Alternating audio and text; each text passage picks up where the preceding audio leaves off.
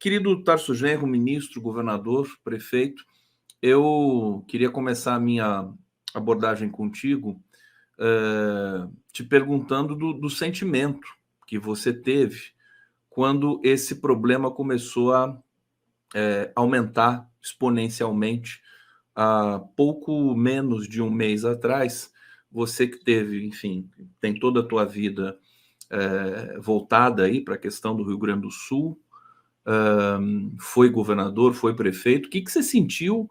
Como é que foi o primeiro momento para você e como é que você veio absorvendo essa situação? E se você teve também, Tarso, aí na sua morada, quer dizer, problemas de ordem também dessa enchente gigantesca que acometeu aí Porto Alegre e Rio Grande do Sul. As pessoas que moram longe do rio, em lugares que não são lugares de planície na cidade, que moram um pouco nos lugares mais elevados, elas não sofreram diretamente com a enchente, sofreram com outras consequências. Falta de luz, falta de água, falta de capacidade de mobilidade para trabalhar e assim por diante. Mas esse sofrimento ele é muito ínfimo, muito pequeno, ele é muito restrito em relação ao que houve com o conjunto da população que foi abalada diretamente pelas enchentes. Então, é uma situação de tragédia. Mas eu chamo a atenção para uma particularidade. Nós estamos aqui num processo de eleição municipal. Essa eleição municipal ela ainda não tem definições estruturais em cada partido. Tem candidatos que já foram apresentados, mas o próprio sistema de alianças, na minha opinião, teria que ser modelado de uma maneira diferente, inclusive a partir dessa tragédia.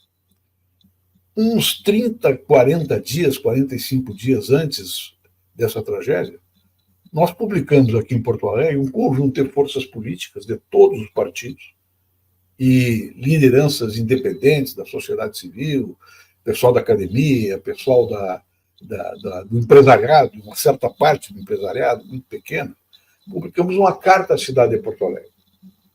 E nesta carta à cidade de Porto Alegre, um dos itens importantes era exatamente a questão ambiental, a questão da proteção da cidade sobre a questão ambiental. Nós fomos surpreendidos, na verdade, com a dimensão da tragédia. Por que nós fomos surpreendidos? Porque nós, embora soubéssemos que o prefeito atual é um negacionista rematado, inclusive na área da saúde pública, né, e é um protegido aqui da grande imprensa da cidade, e jamais fez uma crítica pertinente à sua visão de destruição da estrutura do Estado. Esse grupo que está aí é o mesmo que terminou, alguns anos atrás, ainda não no mandato do atual prefeito, com o Departamento de Esgotos Pluviais da cidade. Veja bem, quer dizer, tem uma responsabilidade objetiva aí do Estado, representado por atitudes como essa de destruição das funções públicas do Estado. Então, nós ficamos abalados e surpreendidos.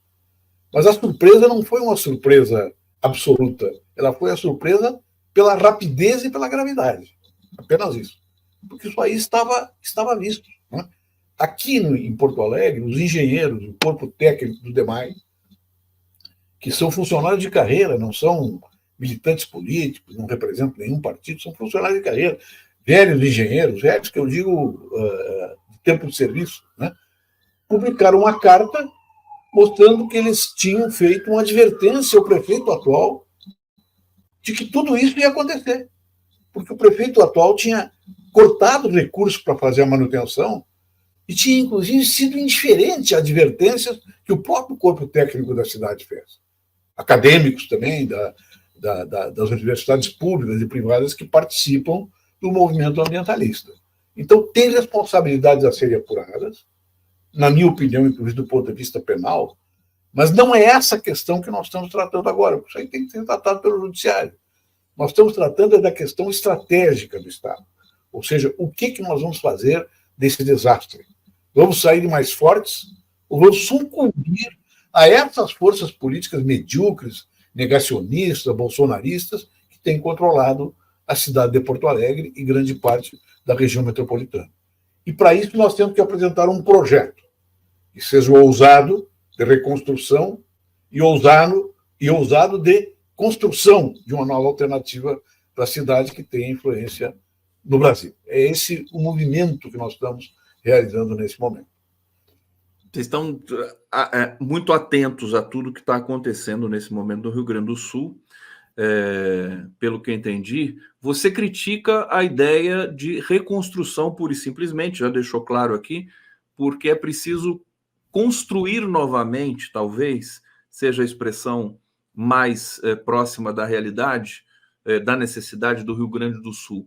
Como é que você está vendo a participação do ministro extraordinário da chamada reconstrução do Rio Grande do Sul, Paulo Pimenta, da equipe, dessa interação com o Eduardo Leite, governador do estado, e eventualmente também com o Sebastião Melo, que eu acho que é uma situação mais difícil ali para lidar. Inclusive, ele foi alvo de um pedido de impeachment que não foi aprovado. Você acha que o caminho está certo? Você disse aqui que é preciso fazer condicionantes para que esse dinheiro que esteja sendo liberado pelo governo federal seja utilizado num novo formato, para que o Rio Grande do Sul não esteja mais uma vez fragilizado e vulnerabilizado com relação a esses eventos climáticos. O que você pode dizer para a gente, Tarso? A nomenclatura dada à Secretaria Extraordinária com porte ministerial pelo governo federal está correta, porque esta é a questão imediata. É construir para a cidade funcionar, né? E o Pimenta está aqui para isso, para fazer articulações em cima dessa visão. O que o meu grupo, né, de intelectuais, de técnicos, de professores, de quadros políticos de diversos partidos está dizendo é que está na hora também de dar um salto, ou seja, que essa reconstrução saia de dentro dessa primeira fase da ajuda humanitária e se volte diretamente para as camadas mais pobres da população. Hoje já tem nos jornais aqui da cidade a visão de que a questão da habitação, da reconstrução da habitação ou da mudança até de partes de cidades para outros lugares é essencial. Isso aí está totalmente correto. O que nós estamos dizendo? É que de dentro dessa reconstrução, daí não a secretaria em particular, mas o governo como totalidade tem que orientar um novo modelo de desenvolvimento para o país a partir da questão ecoambiental que está sendo enfrentada aqui no estado. E aí é construção mesmo. Porque a cidade que se faz, a cidade que é destruída, ela não é mais a mesma. As pessoas mudam. Os mortos não voltam. As ruas não são mais as mesmas. As casas foram abaladas. As famílias foram destruídas. Então você reconstrói o imediato. Agora o futuro você constrói para essas pessoas, para essas comunidades, para o setor produtivo, para o pequeno e médio empresário, para os ofertantes de serviços, para os trabalhadores de carteira assinada ou por conta própria, que são uma grande maioria da classe trabalhadora da cidade. Então, esse é o problema. Nós estamos, na verdade, nos adiantando, tá? Dizendo o seguinte, olha, a partir do momento que for reconstruída essa infraestrutura, que tem que ser reconstruída para a cidade voltar a funcionar, nós temos que construir uma nova ideia de cidade e uma nova ideia de Rio Grande, para que sirva de modelo, sirva de modelo da terra, como diz o hino do Rio Grande do Sul. Né? Como é que é a frase do hino? Que o Rio Grande do Sul sirva de modelo a toda a terra. O nosso sirva de modelo a toda a terra. Então, inclusive, esse é um dos aspectos do teu artigo, que foi publicado no Sul 21, que, aliás, eu estou colocando o link aqui para todo mundo ter acesso ao artigo do Tarso Genro. Olha só, o link está aqui, está no bate-papo, é só você clicar.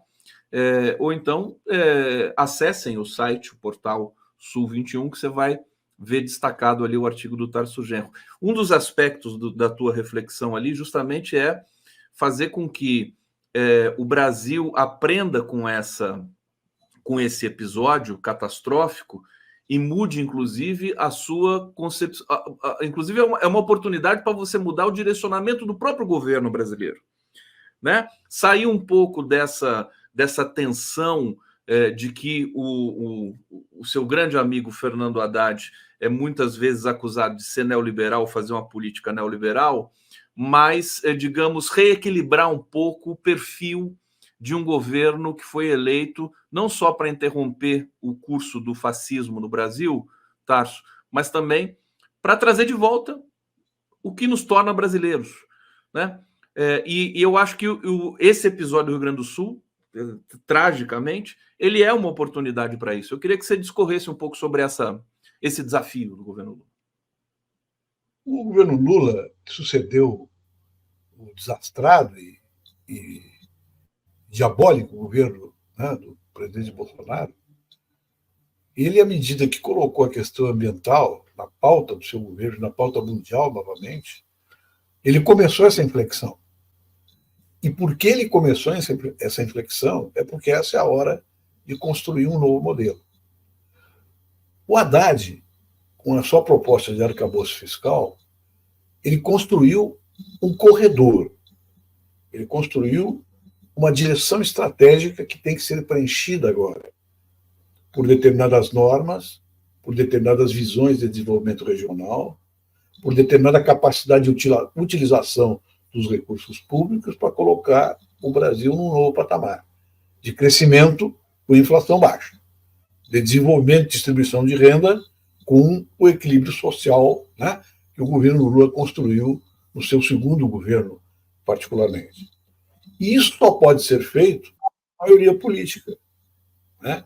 Então, essa visão que eu estou tentando passar, eu apenas sou um deles, mas que vários companheiros em todo o país e aqui no Estado estão tentando passar, é que nós temos que saber que essa terceira etapa de construção da ideia de um modelo de desenvolvimento econômico ecoambiental, né, integrado nos padrões superiores de produtividade da época infodigital, da criação de emprego, da criação de novas atividades, de reorganização do mundo do trabalho, é um passo que passa pelas eleições municipais, depois estaduais e federais. Porque com essa maioria que o governo tem e compôs de maneira heróica, né, é a maioria possível, que ao mesmo tempo que dá estabilidade para o Lula governar, puxa o governo para baixo, né, e faz a todo momento, dá punhalada nas costas do presidente do governo para obter os seus interesses imediatos, né, daquela visão fisiológica tradicional, né, que os partidos de direita, os partidos fisiológicos, os novos partidos que se apresentam como novidade política no país, realmente fazem a todo momento. Então, esse é o problema. É a hora de uma inflexão estratégica, quando nós formulamos esta visão de construir. E se você vai ver, essa construção está lá no programa de governo que foi apresentado pelo presidente Lula, que ele levou à presidência da República, né? Eu jamais imaginei, eu acho que tu também, Cone, que tu seria favorável a um governo que tivesse ex-bolsonaristas. Eu jamais imaginei. Né? Para ver como a nossa capacidade analítica ela está vencida na história. Né? Eu jamais imaginei isso. E estou entendendo essa necessidade. Porque o mínimo a ser feito é recolocar o país no caminho da democracia e fazer a economia funcionar, né, com programas sociais de apoio aos mais explorados da sociedade, aos mais excluídos da sociedade. E isso está sendo feito. E isso não é pouco para um país como o Brasil, desigual, elitizado. Né? Agora, desculpa te interromper, Genro, mas o que está faltando é justamente alguém dizer isso que você está dizendo aqui, mas da parte do governo. Você não acha? Sim, isso aí tem que ser construído, né? Porque as pessoas que estão no governo, elas não podem também sair do eixo de orientação que o presidente, né, como presidente da nação e como figura política mais importante que governa o país, que o presidente permita. Né? Eu tive, enquanto era ministro do Lula, alguns momentos de tensão política com o Lula também, né? Porque eu batia assim nas portas do possível.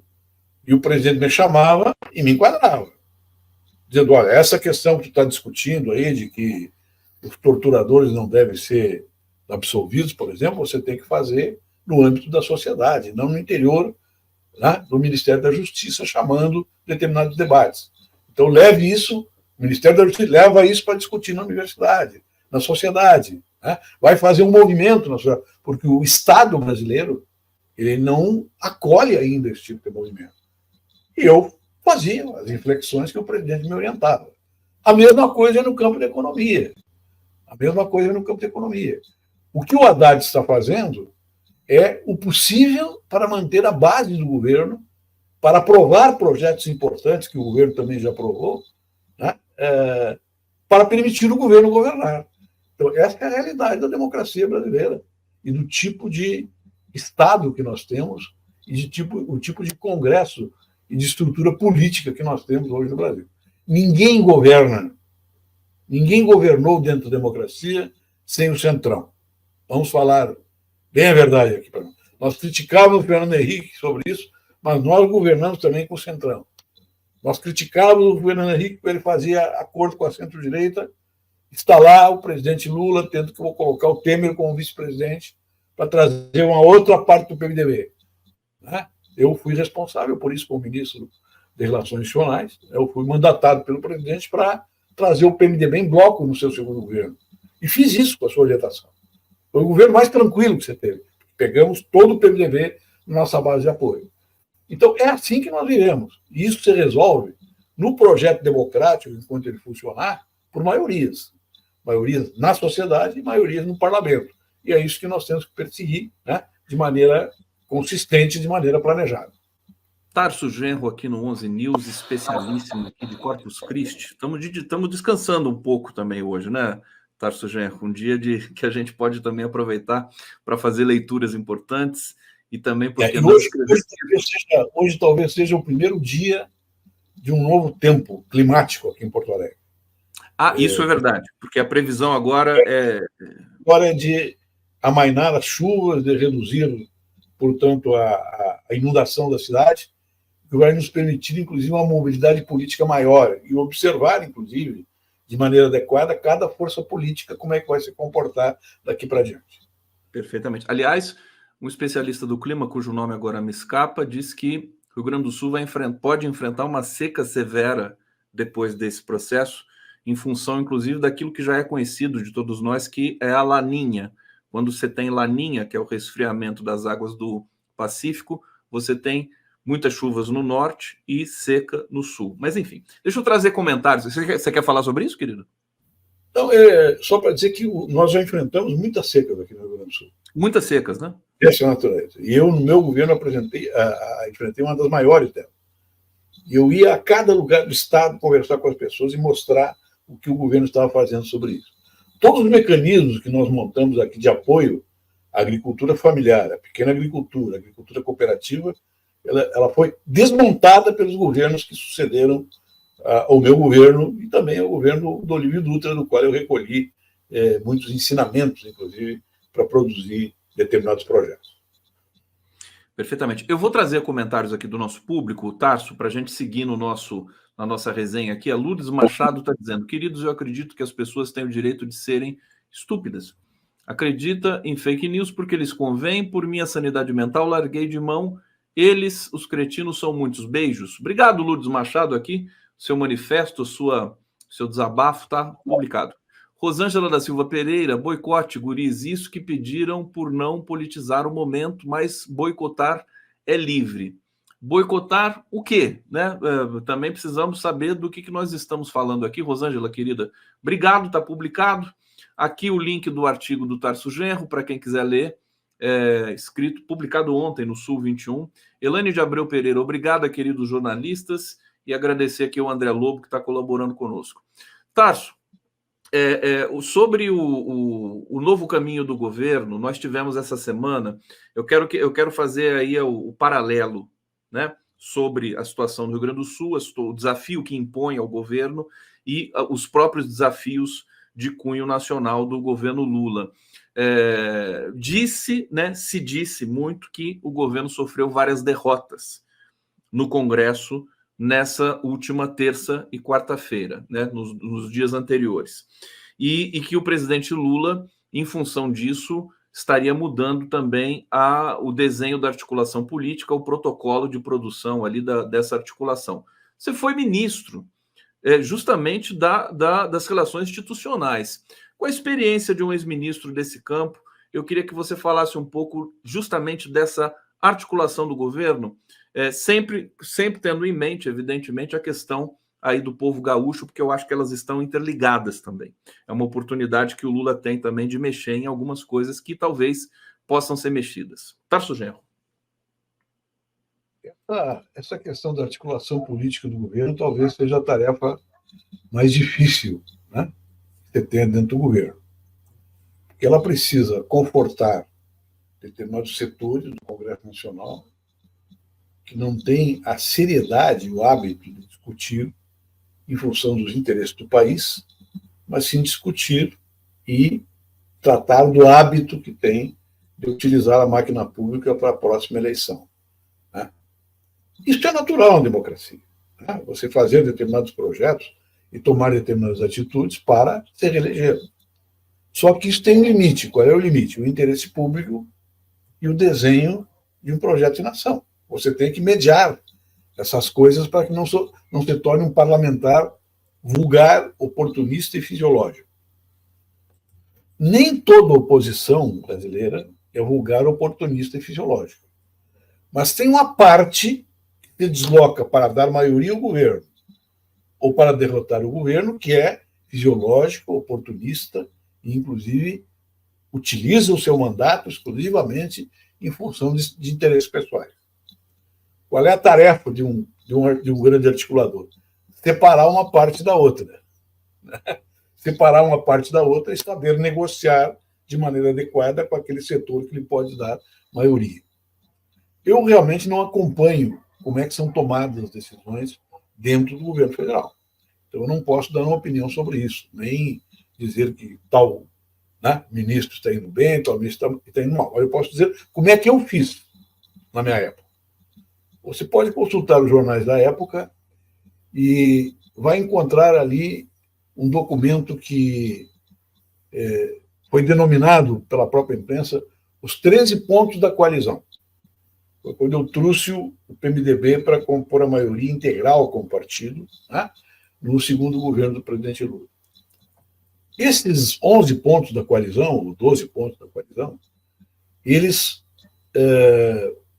eram discutidos num conselho político, do qual o presidente Lula participava. Tinha uma reunião de 15 em 15 dias.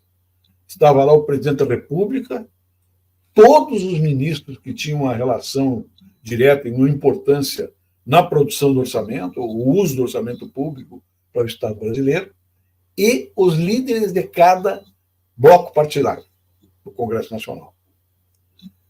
Você se lembra de algum escândalo que teve de liberação de verbas do orçamento nesse período que o presidente Lula coordenava esse conselho político? Não teve. Não teve, inclusive, porque eu não tratava pessoalmente com os parlamentares que vinham pedir, né? Aliás, eles me detestavam, parte deles. Essa terceira parte que eu estou dizendo, segunda parte que eu estou dizendo, me detestavam. Eu não discutia com eles liberação do MEC. O que eu fazia? Eu orientava os meus secretários imediatos, os meus vice-ministros, por assim dizer, que têm um poder enorme sobre o dizendo o seguinte: vocês peçam para pedir verbas para suas cidades dentro dos projetos que o governo está desenvolvendo lá. Que sejam projetos complementares de interesse deles, mas vinculados aos projetos do governo. E assim nós adotamos uma regra que funcionou, né, eu diria 50% das vezes, porque às vezes eu tenho que ceder um pouco mais também. Não teve nenhuma crise de liberação de recursos. Né? Então, eu acho que o presidente Lula, quem sou eu para dar sugestão para o Lula, ele deveria restabelecer esse conselho. E ele mesmo presidi-lo. Porque num país que o nosso presidencialismo é quase que um presidencialismo monárquico, por assim dizer, que o presidente da República tem um poder imenso, né, e não presta contas para o Congresso, qualquer presidente não precisa prestar contas para o Congresso. Né? Não é parlamentarismo. E tem um parlamentarismo atípico, onde o Congresso cobra do presidente todos os dias mais recursos, mais verbas, mais interesses menores. O presidente teria que formar um conselho político dessa natureza para ele presidir e colocar cara a cara os interlocutores. Isso aí ele gastaria 4, 5 horas de 15 em 15 dias, mas teria um efeito extraordinário. Então, não sei se o presidente está fazendo isso ou não, se ele vai fazer ou não, mas eu acho que essa seria uma boa solução. A solução que me parece que está sendo proposta ali pelo presidente Lula se parece um pouco com isso, mas não é um conselho, não chega a ser um conselho. né, ter reuniões diárias com líderes e tudo mais. Falaram também em tirar o PT um pouco dessa cena. Deixa eu já trazer o meu próximo convidado, que é o Vinícius Casalino, porque eu vou liberar aqui o Tarso Genro, que precisa sair, e quero receber aqui com todo carinho. Vinícius, querido, seja bem-vindo aqui. O Vinícius, que não sei se o Tarso conhece, é professor de Direito da PUCamp. Bom nome. Um hermeneuta como você, meu querido Tarso Genro. Tudo bom, Vinícius?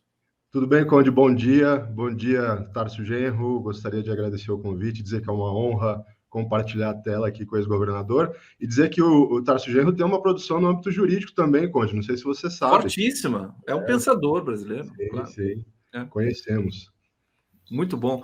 Tarso, um recado final para o povo gaúcho antes de você nos deixar aqui.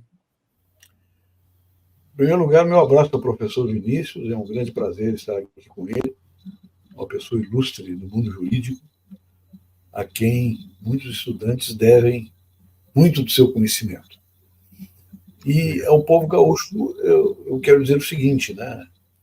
Não embarquem de novo na canoa furada do imediatismo produtivista que leva a crise como essa.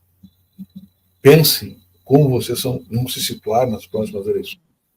Eu não estou aqui defendendo um voto do Partido dos Trabalhadores, porque eu parei na campanha eleitoral.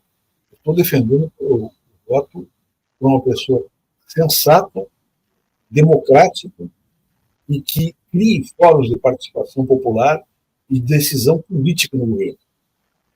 E se continuar como está, Porto Alegre será destruída.